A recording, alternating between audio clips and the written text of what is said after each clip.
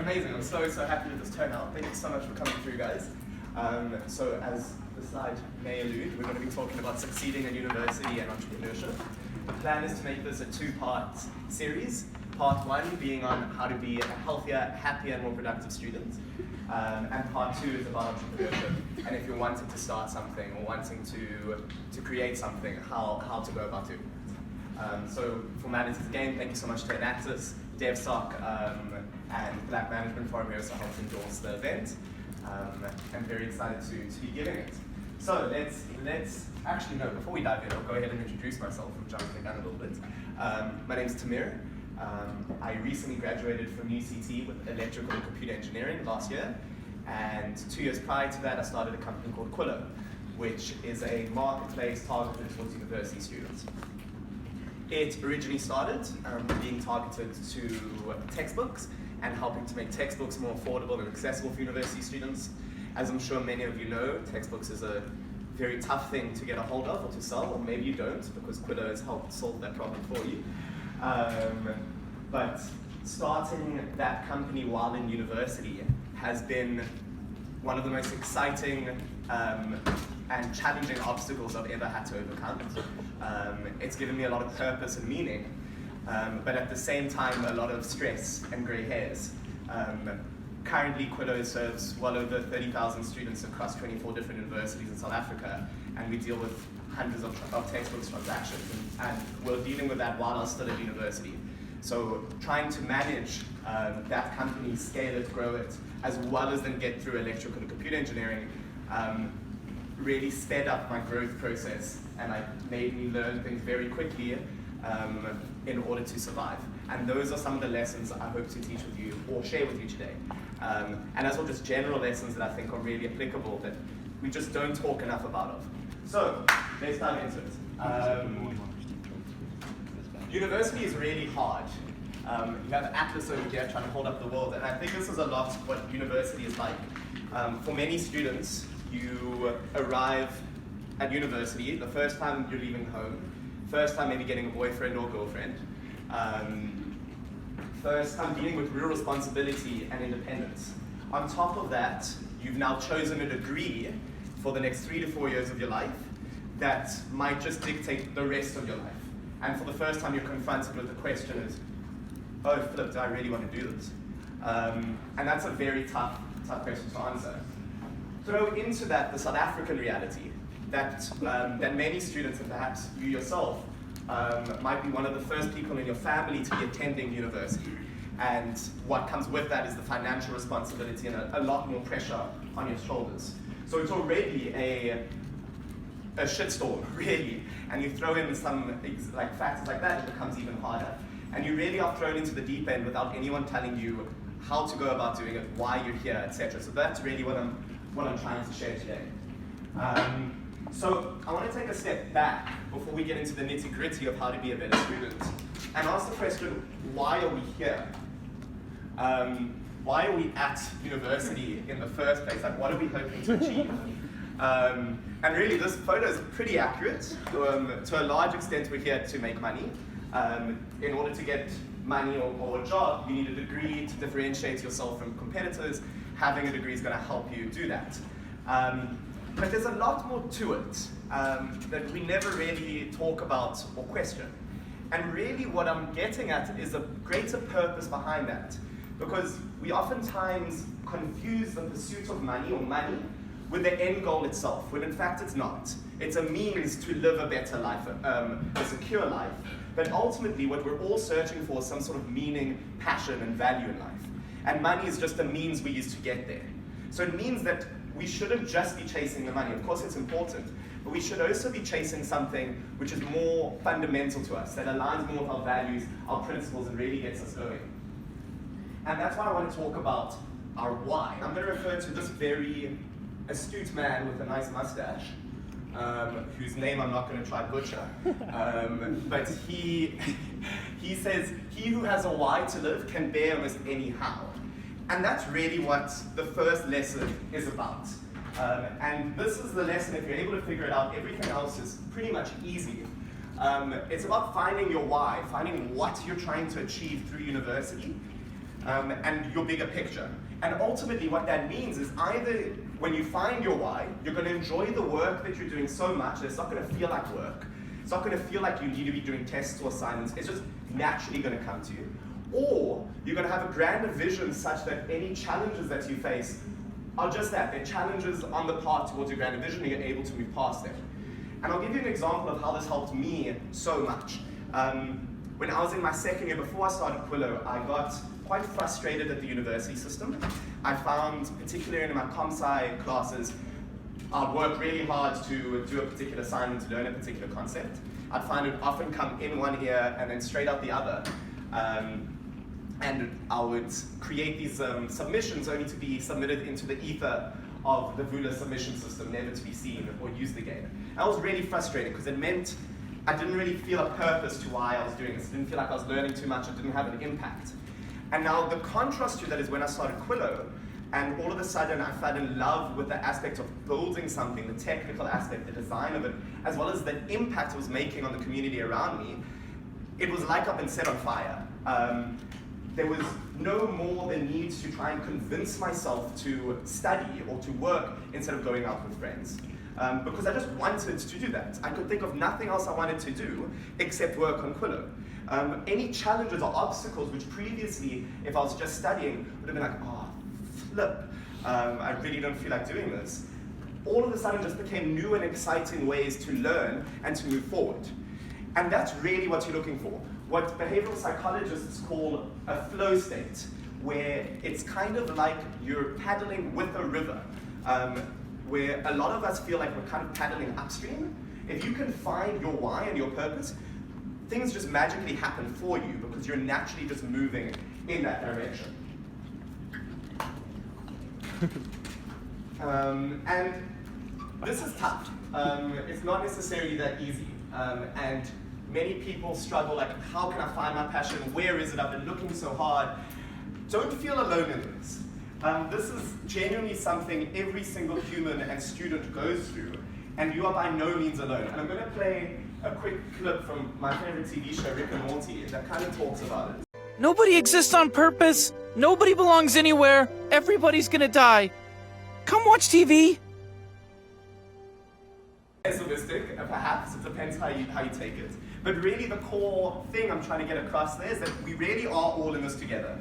We really don't know what our greater, grander purpose is, and everyone is searching for it. So don't feel alone in the fact that perhaps you haven't found yours yet. So we talked about a state of flow, and I think flow happens when kind of three things are met.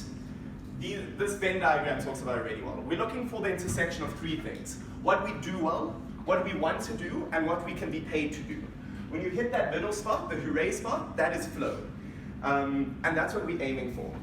So I want to start with what we do well and what we want to do, because I think finding what we can be paid to do is rather easy. You can Google top jobs and pick the ones with a high salary. But finding something you're passionate about and good at, that's tough. So how do you go about finding this thing that is your passion, that is something you wanting to pursue? And I'm going to start with a question here, and you can just blurt it out. Somebody just blurt out what your favorite food is. What do you say? Popcorn, okay? Anyone else? Pizza. Pizza. Okay, why do you say pizza? Tastes good. Tastes good. Have you tried hamburgers? Yeah. And what about nachos and tacos? Good. Good, but pizza's better. Okay, cool. Let's try something different. Favorite movie? Somebody blurt out your favorite movie. Oh, people like movies way more than food, hey? Terminator, I heard. Best Friend's Wedding? American Psycho. Parasite. I really want to watch that. Okay, so Parasite. Have you seen Inception? Yes. Okay, it's a good movie. Have you seen Interstellar? Okay, but now you guys talked about, you mentioned a different movie, right? And the core point that I'm saying here is that we've had a lot of exposure to different things that we like when it comes to food or movies. But very rarely do we have a lot of exposure to different things that we like and different things that we want to do. We don't kind of have the same kind of exploratory mindset when it comes to discovering our passions and what we're good at. we kind of, whatever we were good at in school, or whatever we're told to be good at in school, that's what we did. We get to university and we chose a particular career that we are told to do, and that's what we do. But we just don't seem to explore much. And so that's my first thing here, is like, to what you want to do and what we do well. So you just need to explore way, way more, right? Read books, watch videos, etc. And in particular, university is just the best flipping time you could ever do this. Not only do you have like limited responsibility and you have like the financial freedom and the freedom in terms of time to explore your different passions, but you also just have a whole community that's pushing you in that direction. You have all your peers around you in a similar position, and you have hundreds of societies which are doing different activities all the time that are pushing, like exactly like this. Like the fact that you guys are here, perfect. Keep doing that, and keep, what I'd say in particular is just try to move out of your comfort zone just a little bit. Just like dip your feet in like something maybe you haven't seen before, and like just to explore what that might be like. And again, university is really the perfect time to do this.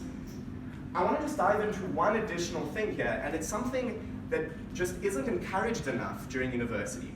And it's a problem I experienced when I started engineering, and a lot of us have. We don't actually know what our jobs look like. Like, we don't actually know whatever our degree that we're studying, like when we get there and we start a job, very few of us know what we're actually doing on a day-to-day basis. I remember thinking an engineer was a guy like with a hard hat sitting by a transformer that's like looking smart. Like, I just didn't know. And the only way you can really find out is through doing that stuff. And to find out if you actually enjoy it is through doing that stuff. So I would highly, highly recommend like getting internships during your holidays at companies you think you might enjoy working at, or like content you might enjoy. If you don't have time during your holidays, or you might be overseas, or like not in the place where that would enable you to do so, I'd highly recommend getting a part-time job during university if your marks could afford you to do so and you have enough time. Simply email any company. So say you're interested in like maybe graphic design, marketing, software development, but you want a task, you want some guidance. Email any company saying, I'm interested in X, I will do Y for you for free, and I'll be amazed if you email 3 companies and one of them rejects you. Because so many companies are just looking for that. If all of you go ahead and then email me afterwards, I might just have to reject you because I'm going to be like, oh my goodness, I don't have that much work. But I would highly recommend, if you have a theory about what you enjoy, test it. Go ahead and find out if you actually enjoy this. Now this can be really scary, because what could happen at the end of it is that you could arrive and realize like, flip, I actually don't enjoy what I'm studying. And then you have to deal with like the consequences, like flip, did I just waste 3 to 4 years of my life doing this? You're like, oh my goodness, what are my parents gonna think? All my friends are gonna be getting jobs and like making money. I'm still just gonna be waiting around, waiting back in first year, orientation, lost it. But all I could say is thank goodness you found it out now. Imagine you found out that you weren't enjoying what you're doing at the age of 30 or at the age of 40, when perhaps you might have kids, you might have a family, financial responsibility, where all of a sudden you don't have the freedom to be like, flip, I'm going to add on another 3 years to this and carry on studying. That is genuinely going to be such a blessing if you find out now that you don't enjoy what you're studying, as opposed to 30 years down the line when you're then stuck in that thing. So really take that to heart. And I find a pressure that is unfair that we put on ourselves a lot, is like we need to succeed a certain amount of things by a certain age. Like if by the age of 25 I'm not doing this, at the age of 28 I'm not doing this, whatever it might be, and therefore you feel that pressure in order to not drop out, to persist with what you're studying, because you don't want to be put on the back foot relative to your peers. I'm just going to give you 3 examples that are going to shock you to talk about this. Samuel L. Jackson's first movie, big movie, was at the age of 43.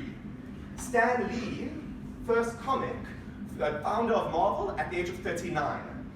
Colonel Sanders, founder of KFC, started his first KFC branch at the age of 63.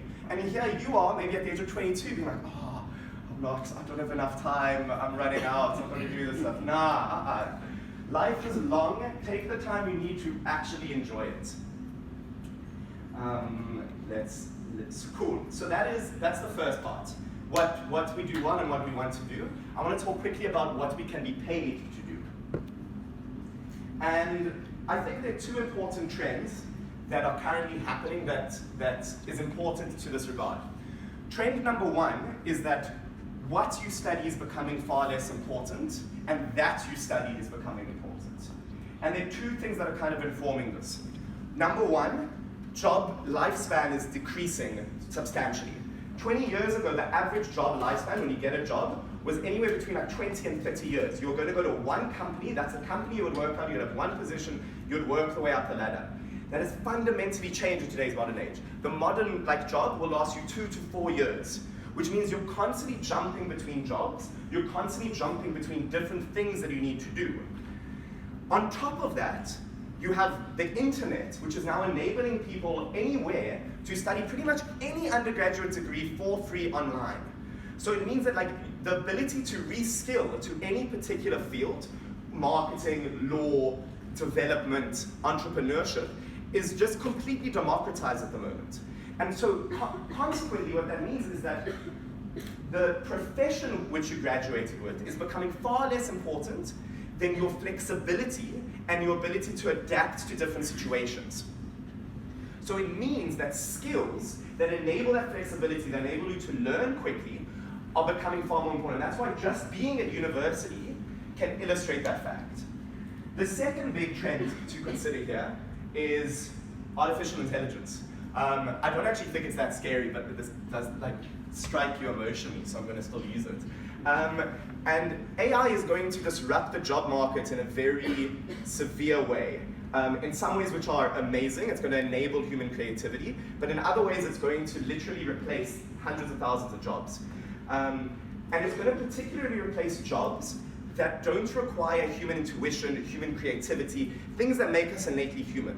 So any kind of work which is repetitive in nature, and the one which is the most common, and I'm sorry if you still have some time, but this might be a little bit, if you're planning on being an auditor, I'd recommend dropping out yesterday. Just to consider, because accounting is one of the jobs which is inherently repetitive and is going to be replaced. But besides that dismal potential future for some of you, what this does mean is that jobs are changing and moving around. So again, it leans onto flexibility. And flexibility is becoming far more important than what you study. And I wanted to find a quote of somebody who said this, so I just couldn't, so I just found a weird photo of me and did it instead. So what you study does not equate to what your job will be. We often think, cool, I'm studying law, I'm going to be a lawyer, I'm studying even medicine, I'm going to be a doctor. Given the things that I told you now, it means that you are able to move between different jobs with a fluidity that has never before been seen. So even if you're currently feeling okay, cool, I don't know what my passion is, I don't know what I'm feeling like, this is what's drawing me, you don't have to decide now. You don't have to be cool, I know I'm going to be an engineer, and by 10 years I'm going to do this, 15 years I'm going to do this, 20 years I'm going to do that. No. Rather, try and play it a little bit more strategically and play to that flexibility. So to take broader, wider modules or courses that might complement that ability to be flexible. And I would highly recommend courses like philosophy, computer science, maths, typically the sciences and the arts. Languages, if you can speak multiple languages, that is huge because that's something that can be quite difficult to replicate with a machine, especially if you're able to bring your human intuition into it. Yeah, that's the three, right? So we're looking at, you're ultimately looking for the intersection between what you're good at, what you want to do, and what you can be paid to do. And you want to find that midpoint and find your state of flow, and everything else is really easy. The rest of this talk is meaningless relative to that piece of advice. We talked a lot about theory, and the why, which I really think is the cornerstone and the most fundamental lesson you can take for this. I'm going to just talk about 3 practical tips when it actually comes to studying and how to be a better student in general. And it's just really simple stuff that will save you just mountains of headache and time. So the first one is organization. I don't know if you can see this too well. So this was one of my weeks, and we've all had weeks like this at university, and I'm so sorry if you're going through it. But I had 5 assignments, 2 tests, and a speaking event all in 1 week. It was absolutely crazy. Now this isn't for me to say, oh my God, look how busy I am and I'm so cool. No, it's rather to show you that I planned this. That 2 months before this happened, I had this down and I knew this was coming. So it meant I was never in a position where I arrived on this Monday and all of a sudden found out all of this was happening. And that's genuinely what causes panic attacks. And like what can cause like just an inordinate amount of stress. It's just the sudden realization that you have so much more work than you realized. And it's such a simple thing to solve. Just like if you haven't done it already, the first thing you should do, because it takes you 30 seconds, is go into your Vula, go into your course handouts, look at when your tests are, when your assignments are, and put it on a calendar that you can visualize. That way, when you're 2 weeks away from this, and you know that this shit week is coming, you're able to prepare for it, and you'll be the one person in your course that isn't like just losing their mind. So organization in regards to dates. The next one is just files, and like making sure your files are organized. So this is a particular like file structure that I just use that I find it's just super intuitive and simple, but just simply separate first semester, second semester, all of your courses that are happening in that, and then all of the different things that are happening in one of those courses. Just put all of your assignments, all of your notes, all of your tests in that one central place, and this is going to allow you to find the stuff far easier, and make sure you don't forget stuff and you're staying on top of the track. So just be organized. It's not hard. That's the key thing. If anything, like you can procrastinate. We love to procrastinate at times. Procrastinate on being organized because it's going to eventually help you with work. So that is lesson 3, be organized. The next one I want to talk about is to work smart, not hard. And I'm going to ask how many people have experienced this. Have you ever had an experience where like you're like 6 days away from an exam, you don't remember a single thing that has been taught throughout the year or throughout the semester, and you somehow cover like the semester's work in 6 days and you still manage to pass the test? Has anyone had that experience? Yeah.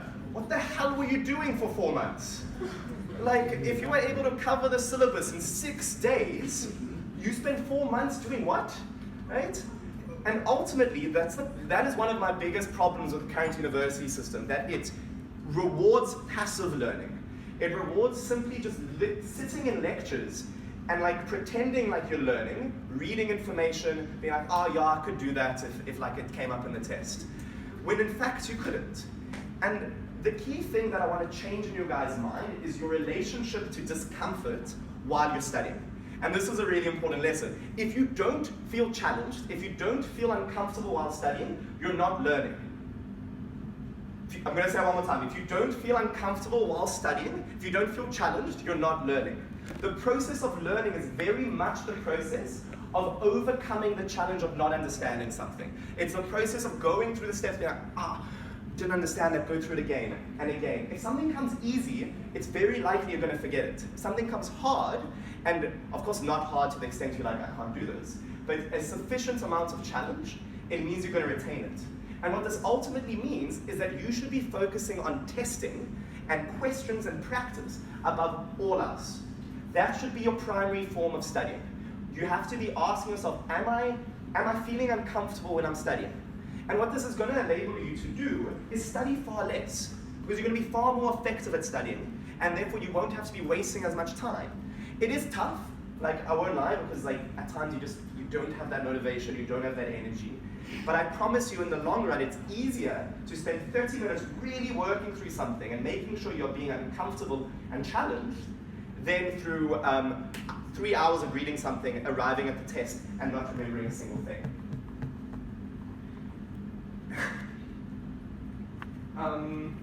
The next thing, so that's passive and active learning. You want to be engaging in active learning. The next thing that's really important is just a bit of strategy. And this is 99% of courses. That your exam counts 65% and everything else counts 35%. But oftentimes I found in my first couple years, I would spend way more time on everything else, and then I would spend only a week before the exam is due studying for the exam. But like your exam is ultimately the bulk of whether you pass, whether you do well. So just purely based on numbers, it makes far more sense to focus more on the exam than anything else. And that means perhaps starting to study way earlier, even if that costs you at your assignments.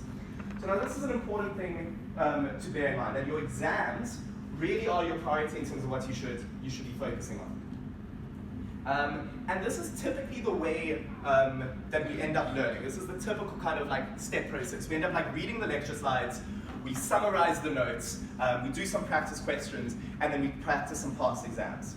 I really want to flip this on its head because I think this is an awful way to study and it's highly ineffective. I would suggest a system much more like this, where you're starting with the exam. So before you even looked at the content, maybe you've attended lectures and you have an idea of what it is, start with what they tend to ask you in the exam. What this is going to do is it's going to prime your brain to pick up the answers when you are studying. Because oftentimes when you're studying, lecturers love to do this. They love to include 10,003 things that have absolutely zero relevance on your flipping course. I'm thinking of one professor in particular that's giving me a heartache. But all of you have been through that, that there's so much information in your course notes that oftentimes is completely irrelevant for you to study and in order for you to do well. What starting with the questions at the first and then going into your study notes or into the lecture slides is going to enable you to pick out the information that you need in order to actually do well. And then to just repeat this, right? So take an exam, look through the questions, even try answer them. If you have no idea, just try and make up some godforsaken answer for why you think that this might be the case. Look through the lecture slides, find answers to the questions, summarize it, repeat the exam. I think a mechanism like this, where you're starting with the end in mind, is far more effective at getting you better results and teaching you more effectively. So that is lesson 4, work smart, not hard.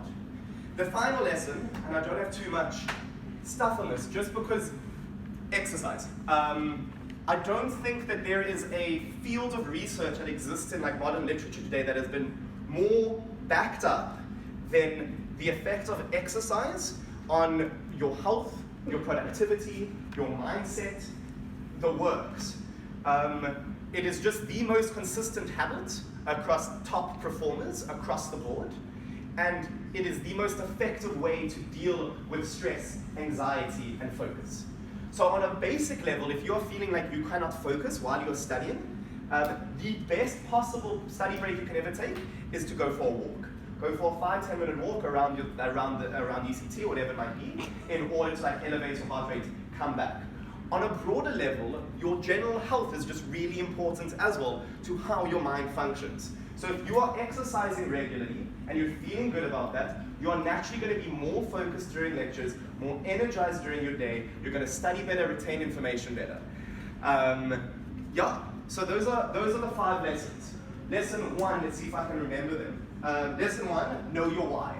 Know the purpose from what you're here. Try and find your flow, your state of flow, and know that everyone is trying to find it and it's not easy. Lesson 2, what you study is becoming far less important than that you studied.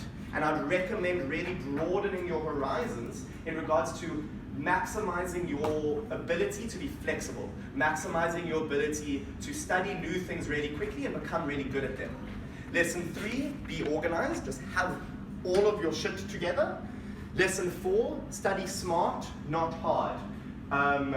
Make sure you are actively engaging with the content. Start with the exam questions and then go through the material.